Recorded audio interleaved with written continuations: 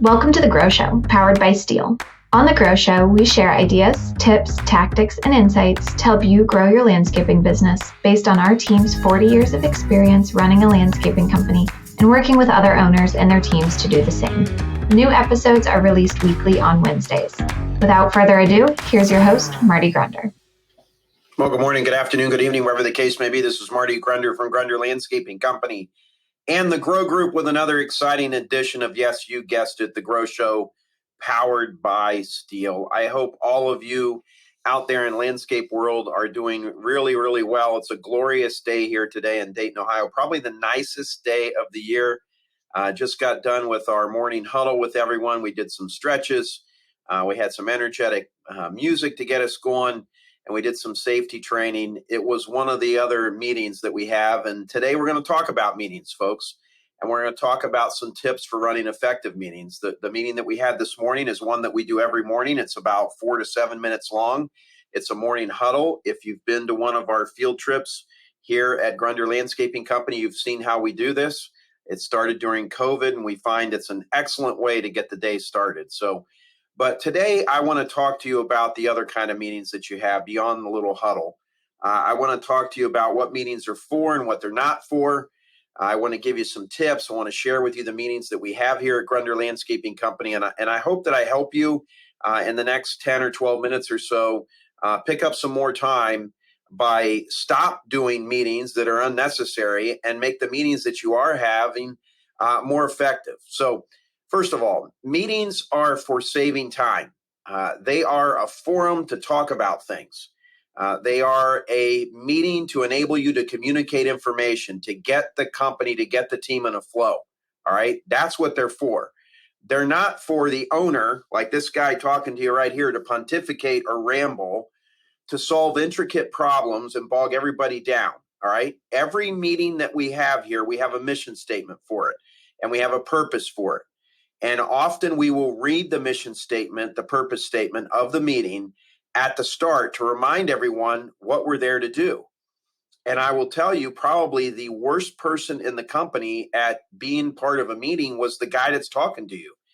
And this is what happens, folks, in business, because metaphorically speaking, the owner is in the front seat of the bus. And they're oftentimes very oblivious to what's going on in the back of the bus. It's almost like there's a black curtain behind them. And they do things that aren't malicious or they don't knowingly do things to make the organization worse. But oftentimes the meetings are for them. They're for them to pontificate. They're for them to come in and derail the whole team onto some other topic. We have a company that we were working with out west. And I had them give us all of the meetings that they were having, the missions forum, the mission statements for the meetings. And folks, it was terrible.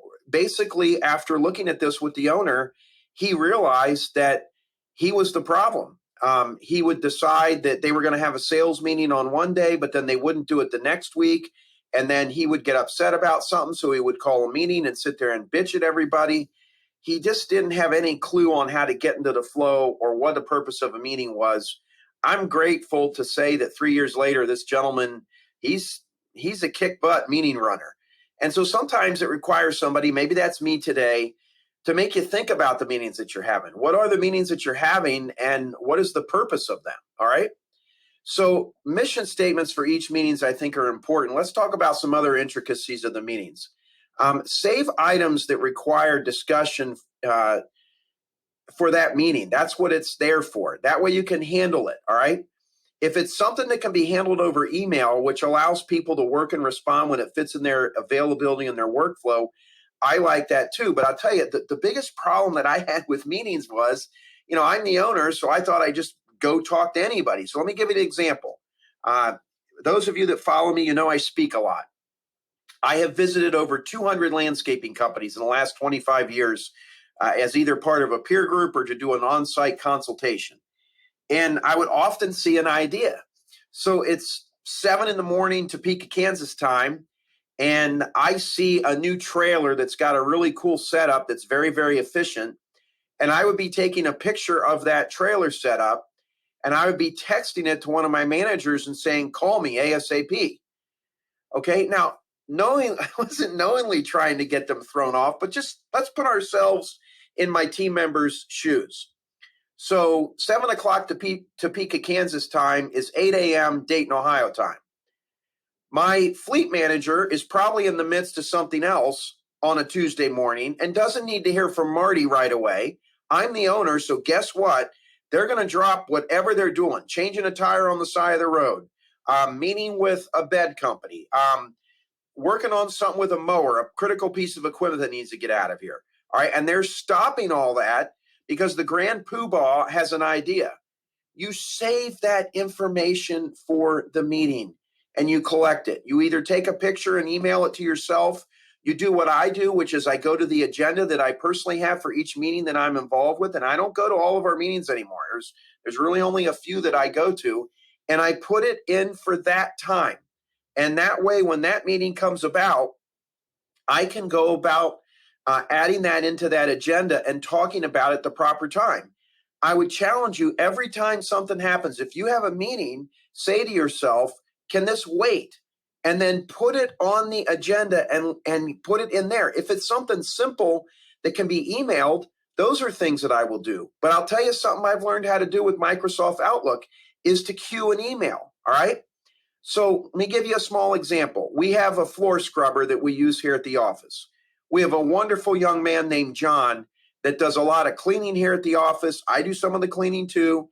He does a lot of things in the yard. He works around the office here and the building full time doing a host of things. Many of them help us make money. Cleaning doesn't directly make us money, but it's part of our image and it's important. So we have a new floor scrubber and I'm the expert on the floor scrubber because I bought it and I've been using it.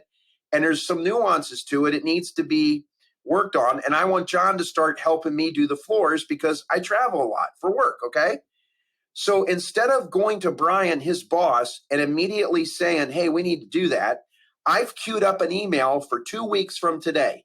Why 2 weeks from today? Because we're in the major floral push right now, and John's a big part of that. And I don't want to take him out of his flow by having him then go learn how to use this floor scrubber and get all worried about that. Let John stay focused on his work.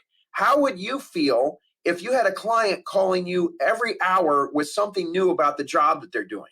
You never get any work done, all right? So just be mindful of that. When someone comes and interrupts you, and maybe they're doing what you now see as silly, they're doing that to you, like, can I talk to you for a minute? You say to them, well, could it wait for our meeting? Because that would be a great place to put that in. And they will eventually get the hint and they will put it in that and they will wait. So they're not interrupting your day with non-urgent items. So really, when people say meetings are a waste of time, I don't like that saying. I think poorly planned meetings are a waste of time, but I think meetings will actually save you time because you're creating a forum in which to meet and talk with people that's very focused, to the point. People know why they're there, and we're ripping through stuff. The other important part of a meeting for you to understand is the sharing of information. And again, this is difficult for owners and leaders of companies to understand at times because, again, like I said a few moments ago, metaphorically speaking, we're in the front seat of the bus. So we know everything. We know where the bus is going. We know where it's stopping. We know where it's turning. We know how long we're going to be gone. We got control of the air conditioning. I mean, we literally have everything. We can see everything from up there. The further you get back on the bus, the less you know about where the bus is going. So if you compare, again, metaphorically speaking, a bus to an organizational chart for an organization, the farther down on the org chart, the less you know about things. And the less you know about things, the less engaged you are. And the less engaged you are, the less committed you are to the organization. And the less committed you are to the organization, guess what? You don't do your best work and you're constantly looking for another job. So let me give you a hiring and a way to retain your team tip. Share information. All right. When you don't share information, you make everything look easy. Okay.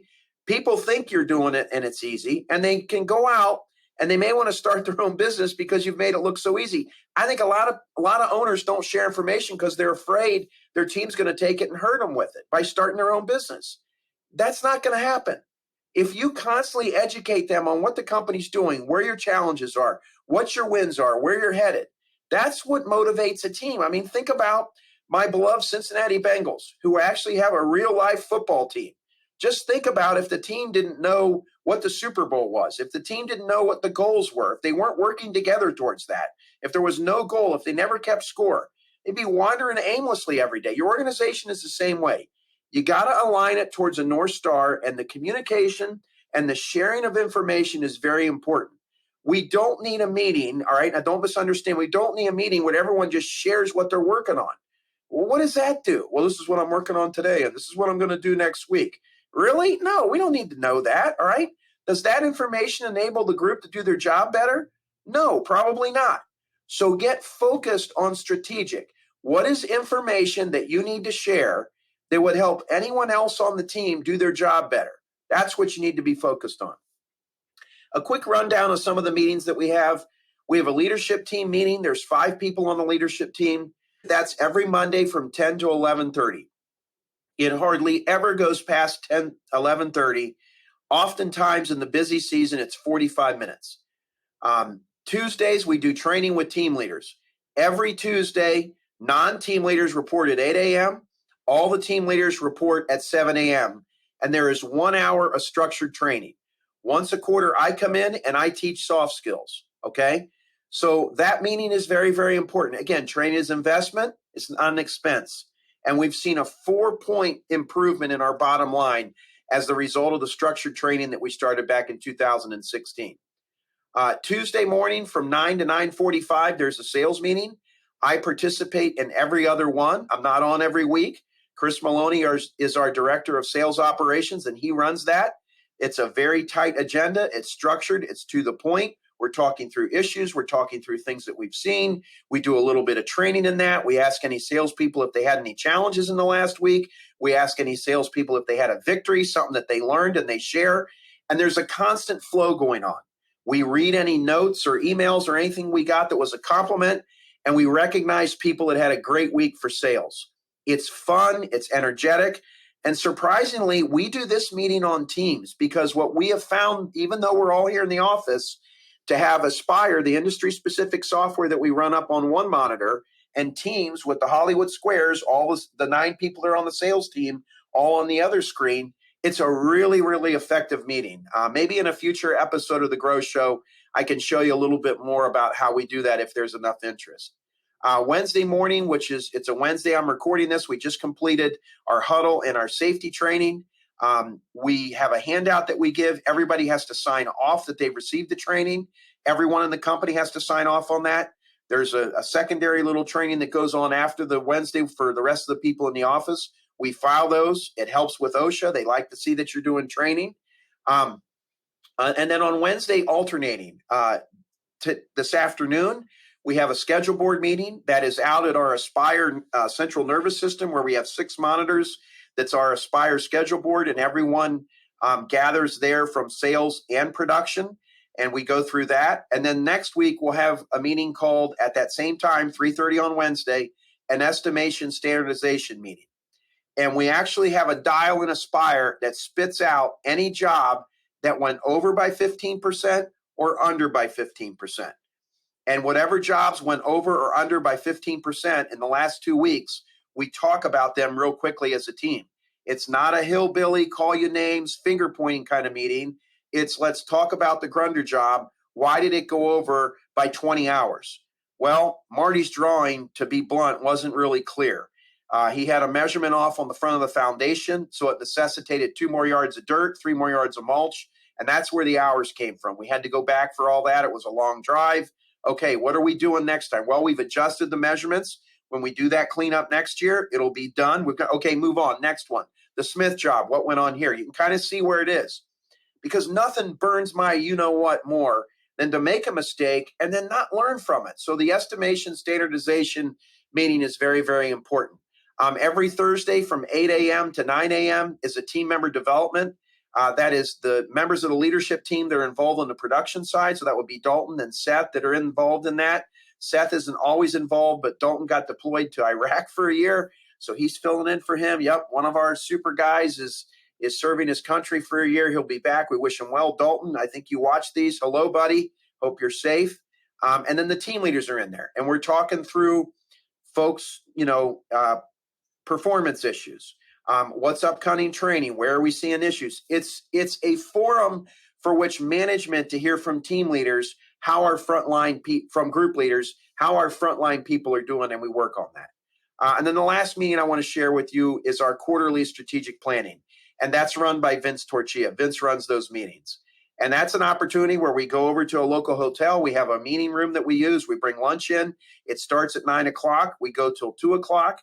The leadership team meets from 9 till noon, and then we alternate. So last couple weeks ago when we had our first quarterly strategic planning meeting, or second quarterly, I'm sorry, we had the sales team come in and we talked with them. Next quarter, it'll be the production team. And we alternate between sales and production. We give them a little bit of homework. We have them have an active role in the planning process. We share with them what our opportunities are and where we're working, where we're struggling, what we've got to do. And again, people armed with information can be more helpful than those that aren't. It's a great way to bond with the organization. So look, at the end of the day, my time's about up. Be mindful of what meetings are and they aren't. Maybe go back to the start of this one and look at it. What is your format? Have an agenda, stick to it. Don't allow people just to ramble. If you're one of these owners that says, tomorrow we're going to have a meeting, stop that. Do you want to be remembered as a squirrel leader, one that squirrel running all over the place? All right. Your people will operate the way you operate. You got to plan better than that. All right. At the end of the day, if it's not on the agenda, it's not talked about. We're going to put an agenda for one of our meetings in the show notes. I want to thank Steel Corporation for the sponsorship of The Grow Show. I hope this week we helped you in a small way, and we'll see you on the next edition of The Grow Show. Have a great week, everyone. Thank you for listening to this episode of The Grow Show. Be sure to subscribe so you never miss an episode, and head to growgroupinc.com for more information and resources to grow your landscaping business. A special thanks to the folks at Steel, whose support makes this podcast possible and whose reliable handheld power equipment makes our jobs easier daily. We'll talk to you next week.